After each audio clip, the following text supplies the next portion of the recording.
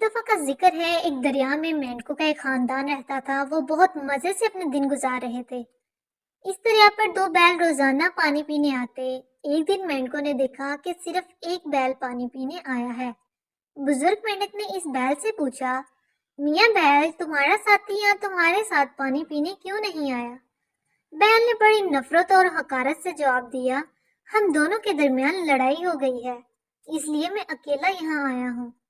جب بیل پانی پی کر چلا گیا تو بزرگ مینڈک نے بچوں سے کہا، بچوں، جتنی جلدی ممکن ہو اس دریا کے کنارے کو چھوڑ کر کہیں اور جا کر بسیرا کر لو۔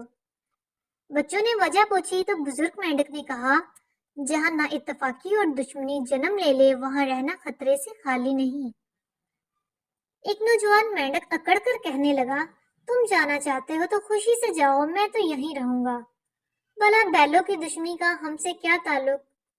بزرگ مینڈک اپنے خاندان کو لے کر دریا کے دوسرے کنارے پر چلا گیا اور نہ سمجھ مینڈک وہیں رہ گیا۔ ایک دن ایسا ہوا کہ دونوں بیل ایک ساتھ پانی پینے آ نکلے۔ پہلے انہوں نے ایک دوسرے کو نفرت سے دیکھا اور پھر دونوں میں لڑائی شروع ہو گئی۔ دونوں بیل لڑتے لڑتے لہو لہان ہو گئے۔ نوجوان مینڈک مزے سے لڑائی دیکھ رہا تھا کہ بیل لڑتے لڑتے اس پر آن چڑھے۔ مینڈک ان کے پاؤں کے نیچے آ کر کچلا گیا۔ مرنے سے پہلے نادان مینڈک کو بزرگ مینڈک کی نصیحت بہت یاد آئی کہ لڑائی اور دشمنی صرف لڑنے والوں کے لیے نہیں بلکہ وہاں رہنے والوں کے لیے بھی خطرناک ہوتی ہے۔ پیارے بچوں، اس کہانی سے ہمیں یہ سیکھ ملتی ہے کہ لڑائی اور دشمنی صرف لڑنے والوں کے لیے نہیں بلکہ وہاں رہنے والوں کے لیے بھی خطرناک ہوتی ہے۔